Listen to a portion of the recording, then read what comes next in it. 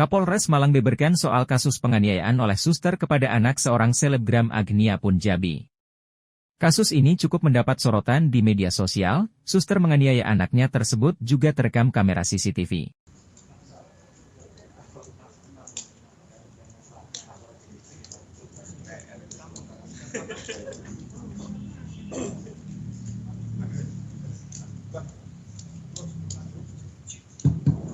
Cek.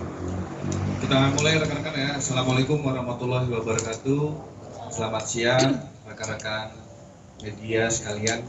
Hari ini kita akan melaksanakan konferensi pers tindak pidana kekerasan terhadap anak.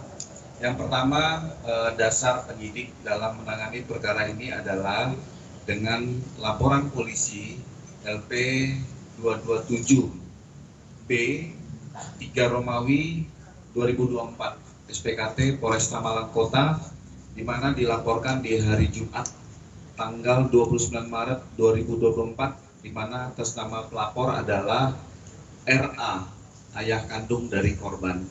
Sementara untuk korban dengan inisial JAP, ini adalah perempuan usia 3 tahun 5 bulan, warganegaraan Indonesia, alamat di Lowaru, Kota Malang. Adapun saksi-saksi yang sudah diambil keterangan 4 orang, ini ayah kandung, ibu kandung dari korban, serta 2 orang yang bekerja di rumah ataupun berada di kediaman. Untuk tersangka yang sudah kita amankan dengan inisial IPS, perempuan 27 tahun, ini warganegaraan Jawa Timur, Indonesia, asal Jawa Timur. Perkara tindak pidana kekerasan terhadap anak, kita kenakan, kita jerat dengan pasal 80 ayat 2 Undang-Undang RI 35 tahun 2014, perubahan Undang-Undang RI 23 tahun 2002, perlindungan anak subsidiar, pasal 80 ayat 2 Undang-Undang Republik Indonesia 35 tahun 2014, perubahan tentang Undang-Undang Nomor 23 Tahun 2002 tentang perlindungan anak, tindak pidana kekerasan terhadap anak, dengan ancaman hukuman penjara 5 tahun, tindakan kekerasan dengan benda atau barang, dan ancaman paling banyak 100 juta rupiah. Di mana kejadian ini berawal dari hari Kamis 28 Maret 2024 sekira pukul 4:18 dini hari, itu tepat-tepat pada saat akan menjelang imsak, di mana TKP di perumahan PJ di daerah Lowaru. Jadi berawal perkara ini dari informasi suster kepada orang tua korban, di mana anaknya mengalami cedera akibat jatuh. Ada memar di bagian mata sebelah kiri dan kening bagian tengah atas. Pada saat dikirim foto kepada orang tua korban, muncul kecurigaan sehingga orang tua korban membuka DVR CCTV yang ada di dalam kamar di mana suster dan korban berada, melihat kejadian ini kejadian yang masih didalami, itu tanggal 28 Maret 2024 sekira pukul 4:18 WIB. Ada beberapa perlakuan tindakan kekerasan terhadap anak dengan cara memukul, menjewer, mencubit, bahkan menindih. Dan hasil sementara dari visum sementara saat ini sudah dirujuk kepada Rumah Sakit Saiful Anwar. Hasil sementara visum ada bentuk luka memar pada mata sebelah kiri, ada luka goresan di kuping sebelah kanan dan kiri, begitu juga dengan bagian kening ataupun jidat.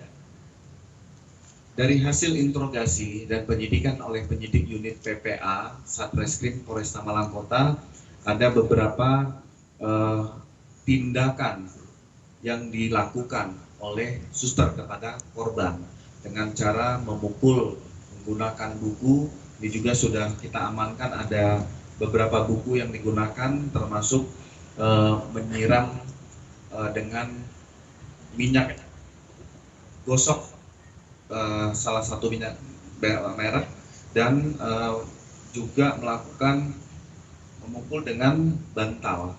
Ini terekam oleh CCTV dan CCTV ini juga akan kita sita, akan kita kirim ke Lab 4 Digital Forensik untuk kita analisis. Setelah orang tua melihat dengan adanya kejadian yang di CCTV, maka penyidik di Polresta Malang Kota dihubungi setelah kira-kira lebih kurang pukul 13 siang hari setelah sholat Jumat. Kita berkoordinasi dengan pihak keluarga.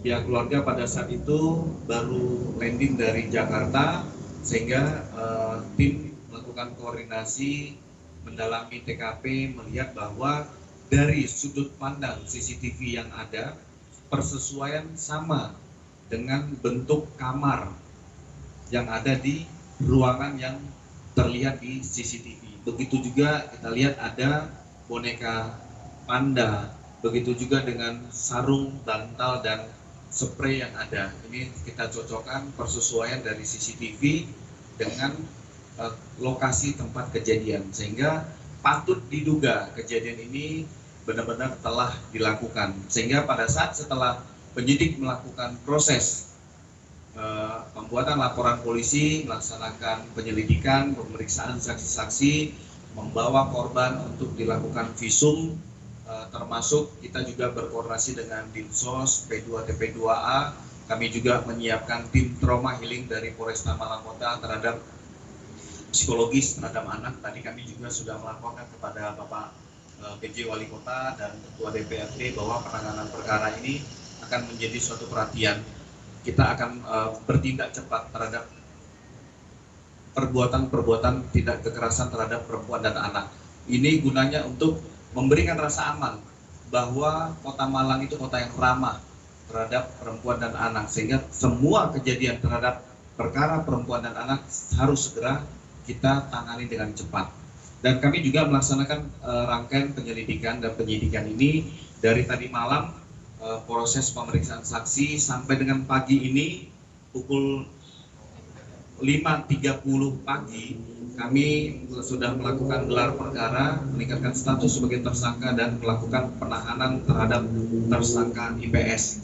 Saat ini yang bersangkutan hadir pada saat rilis, dan ini berlanjut. Kami juga akan melaksanakan koordinasi dengan jaksa penuntut umum, termasuk akan mengirim barang bukti CCTV kepada Lab 4 Digital Forensik yang ada di Polda Jawa Timur, termasuk kami akan menunggu koordinasi dengan hasil visum et repertum yang sudah dilakukan korban kepada Rumah Sakit Saiful Anwar. Demikian mungkin rekan-rekan yang ada yang motifnya dia melakukan penganiayaan, kan juga sudah 1 tahun, dan apa ini bukan kejadian yang pertama? Dan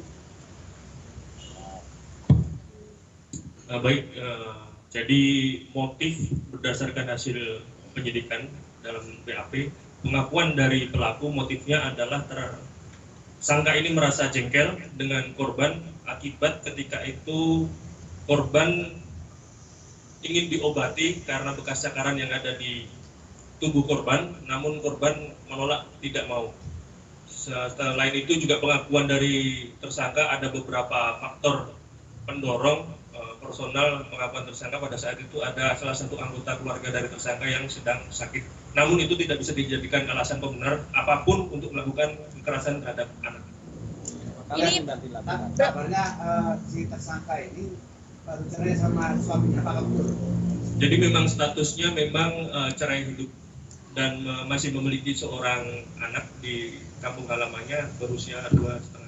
Dan ini kan sudah 1 tahun bekerja di sana. Apakah ini kejadian yang pertama atau seperti apa, Dan? Baik, jadi dari CCTV masih kita lakukan pendalaman. Tentunya kita akan analisa sampai berapa memori ataupun berapa timeline yang bisa kita dapatkan di CCTV tersebut.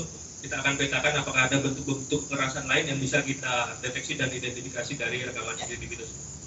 Untuk pemeriksaan kejiwaan dari tersangka kemudian.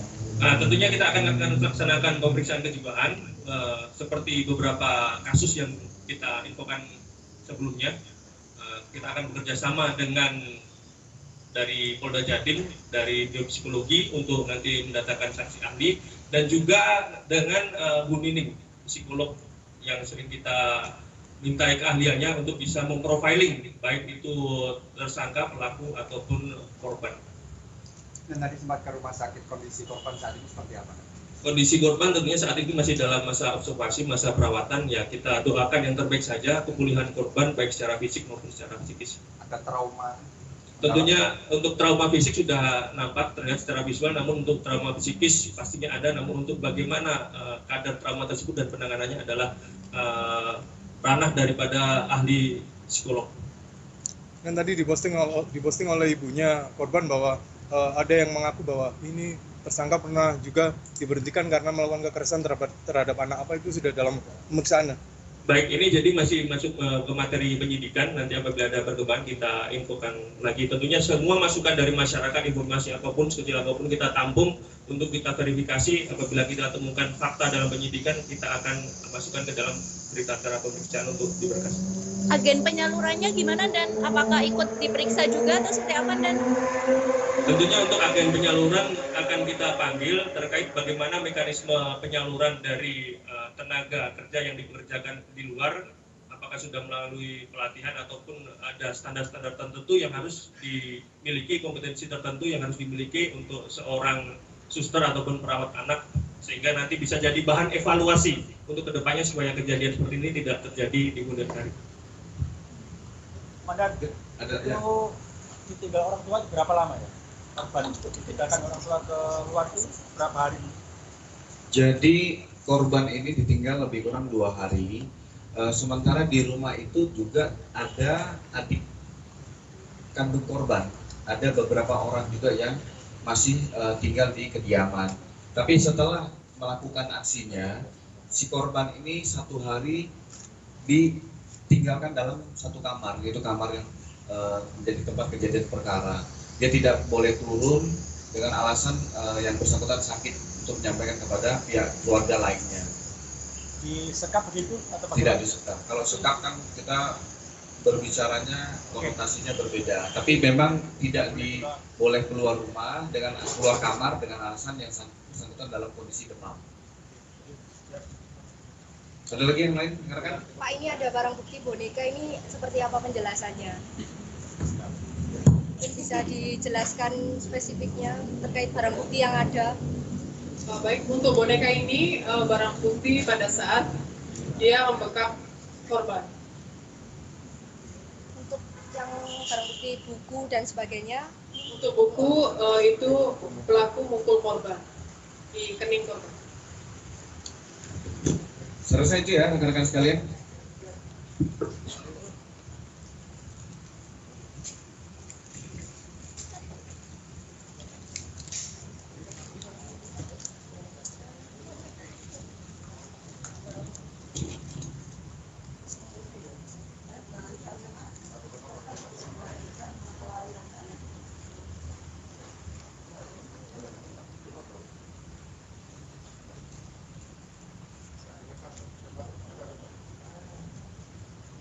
Itu 1, 2, 3 sekali lagi 1, 2, 3 Sebelah kanan.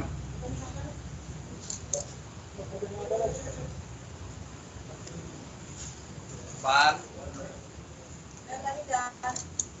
Kiri. Kanan. Depan.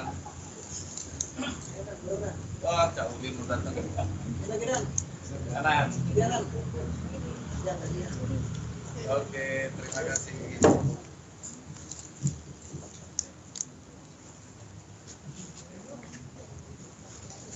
Ada orang tua korban.